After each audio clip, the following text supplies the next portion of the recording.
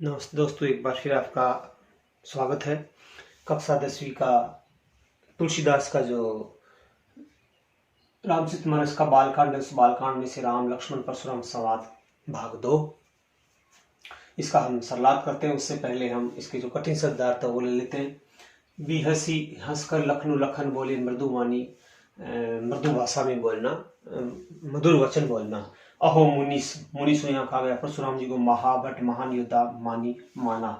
पुनि पुनि बार बार मोही मुझे देखा दिखाना, कुठारू परसा चहत उड़ावन उड़ाना चाहते, फूंकी फूंक से पहाड़ हुई पहाड़। यहाँ कोमड़बतिया नहीं, मैं कोई कोमड़बतिया नहीं।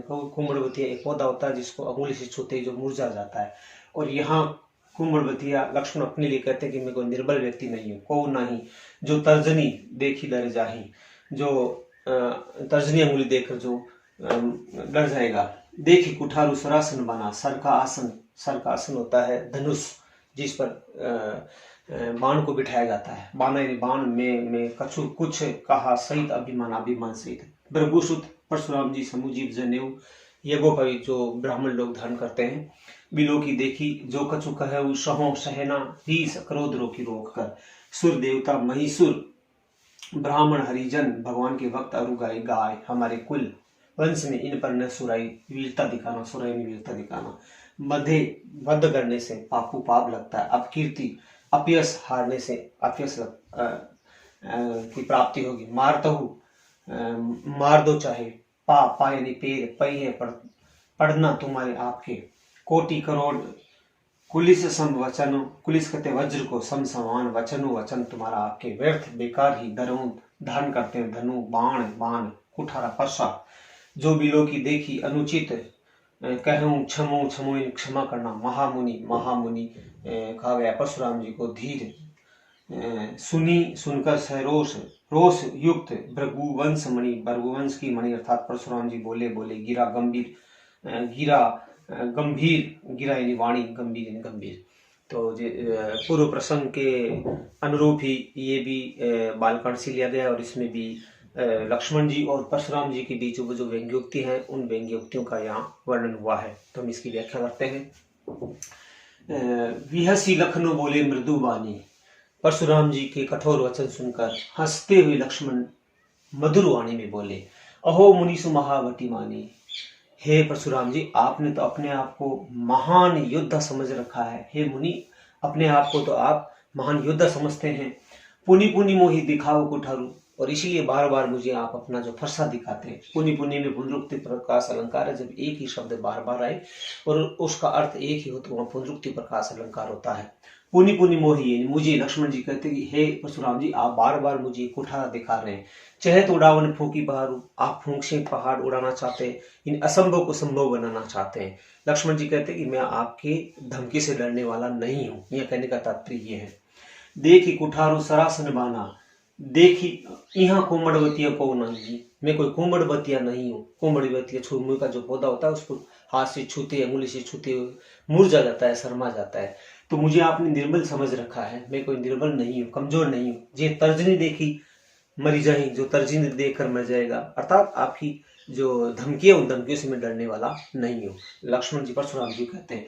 भृगुसुत समुझी जनेऊ, देखी कुठारू सुरासन बाना, आपके हाथ में कुठार सरासन यानी जो धनुष होता है, बाण यानी बाण, आपके हाथ में मैंने कुठार सरासन और बाण देखा है। मैं कुछ कहा सही तभी माना, मैंने आपका मान रखा है।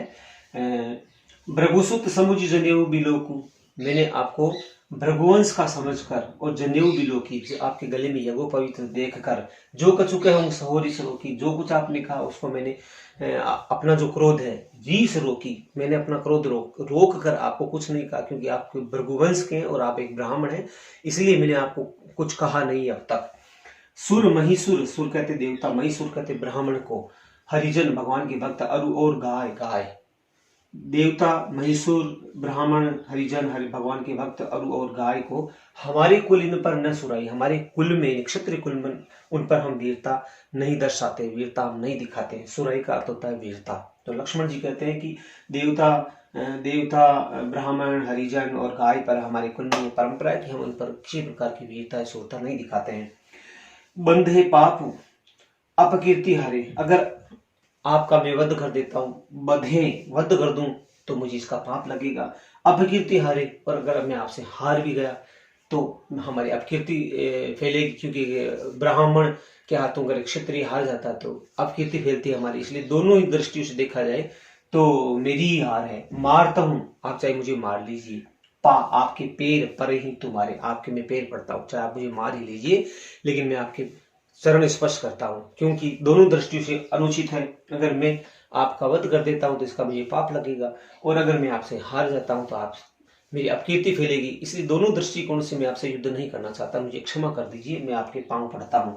कोटि कुलिस सम वचन तुम्हारा, व्यंग्य करते हैं लक्ष्मण और परशुराम जी कहते हैं कि आपके जो वचन है, वचन तुम्हारा, आपके जो वचन है वो ही करोड़ों वज्र के समान है। आपको तो कुछ करने की आवश्यकता नहीं, आपके वचन इतने कठोर है कि आपको तो शस्त्र वगैरह धारण करने की आवश्यकता ही नहीं है।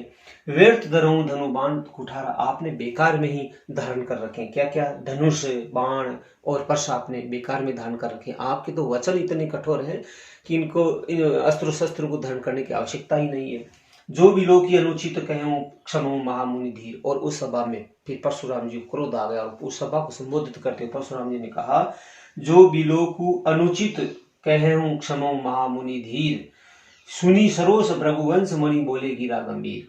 और सभी को संबोधित करते हुए परशुराम जी ने कहा, क्षमा कीजिए अगर मैं महामुनि धीर, सुनी सरोष रोष युक्त भृगुवंश मणि, यानी परशुराम जी बोले वीरा गंभीर वाणी में बोले।